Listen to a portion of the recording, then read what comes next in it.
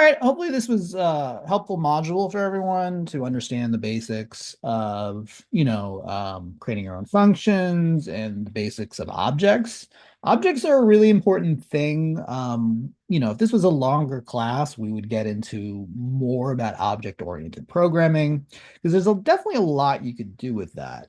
We're very much just touching the tip of the iceberg here. Okay. But what I want you guys to work on, I'm giving you guys a couple labs to work on. The first one is about creating functions. Okay, this lab is two parts. Okay, part of it is learning how to set up P5 library without the online editor, just like we did in the first video. This includes, downloading the P5 library or using the CDN copy, either way. The other is writing your own functions. So you'd be writing functions just like we did in today's video work.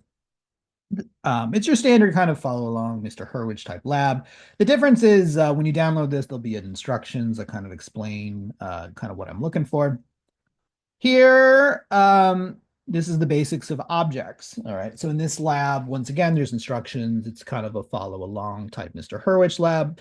We go through the basics of setting up a object, how to get information from an object, updating information in an object, and running functions for what they're called methods from an object. Okay. Your homework is I want you guys to create your own object. Okay. So usually in my examples, I always use a car because that's kind of an easy one to do. But I want you guys to sort of build a programming object. It could be anything. It could be a television, a smartphone. It could be your dog or something like that. Whatever you want. Whatever object it is, you should have 5 properties of that object. So let's just, for instance, say I was talking about a dog. What's a property of a dog? Well, color, right? What color is the dog? Brown. What else does dogs have? An age, right? How old is this dog? I don't know, 4. Dogs have names, right? Usually, what's this dog's name? Fido. So on and so on. Okay.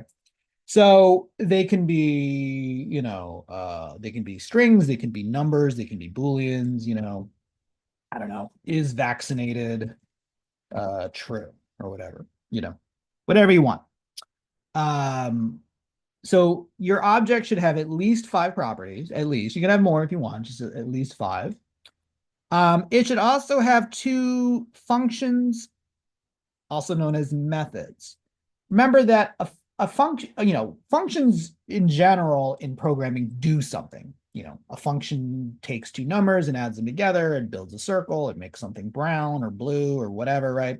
In this case, you're defining what your object can do. Okay. So for instance, maybe in my situation of a dog, my dog has the ability to bark, right? So I might have a function. This isn't how you would define it, but like you could define a bark function. What happens when the function bark runs? Well, maybe now I could set it up to have a sound effect or maybe just some text that says woof or something like that, Um, so whatever your object is, it should have 2 methods. So maybe besides bark, I don't know. My dog can eat, it can sleep, it can roll over, whatever method or function I want it to do. That is something the object can do. Now, if that's a dog. If it's a computer, it's like, well, computers can turn on, they can turn off, they can connect to the internet, they can print out a document, whatever you want them to do. One of the arguments, or sorry, your object should be interactive. And what I mean by that is, in your code, you should run a function, one of your should, or one of, okay, how do I explain? Let me say this again. Of your object, there should be some sort of interactivity in the program that lets you run something. So for instance, let's say, this is my program. every time I hit a key on my keyboard, I want the dog to bark. So I might say something like, okay, function key pressed, you know,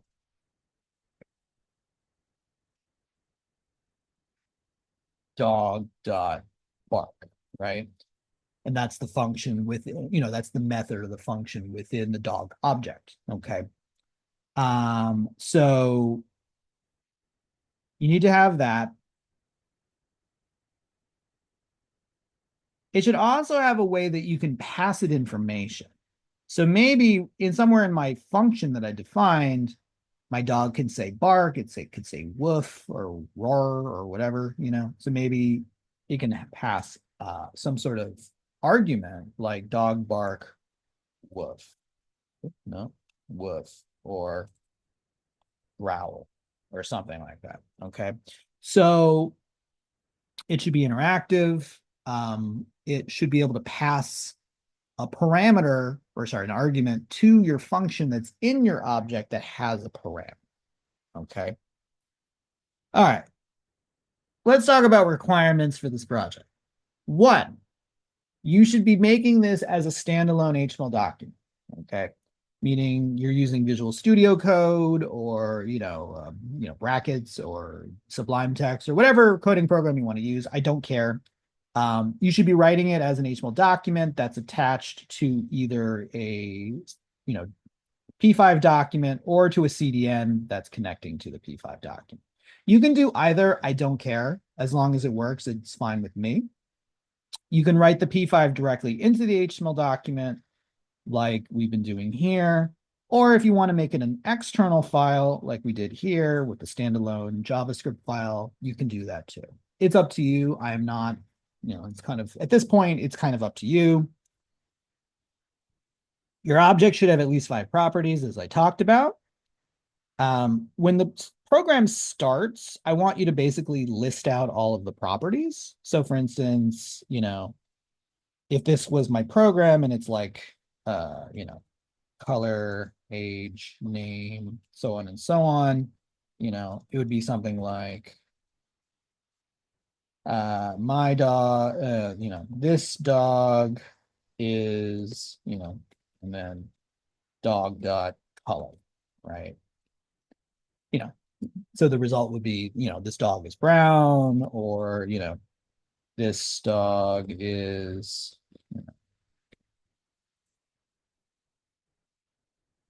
that would be the number, years old. So in other words, it should list out all of the properties. Okay. So if I was building like an Apple computer, it's like, this is a computer. It is made by Apple. Its price is $1,200. It is currently running the blah, blah, blah operating system, something like that. Your object should have at least 2 functions, methods built into the object, as I just talked about. At least one of the functions should be run by a user interaction, such as a mouse press or a keyboard. There should be an example of different events passing different arguments to one of the function. So in other words, like if I were to click once, maybe that turns the computer on. If I click twice, it runs the same function, but it gives me a different result where the computer is turned off. Okay. For this, what you're going to do is, because you're writing all the code and you're not using the P5 editor, you can just take the file itself and give it to me. So how many files you give me depends on how many files you have. If it's all within one document like this, then you can just give me the one document. If you have external files, like either a JavaScript file or you're using the P5 library as an external library, you need to give me all of the files that make it work. Okay, hopefully that makes sense. This will be due the 14th, which is next Monday. Okay, if you have any questions on this, feel free to contact me.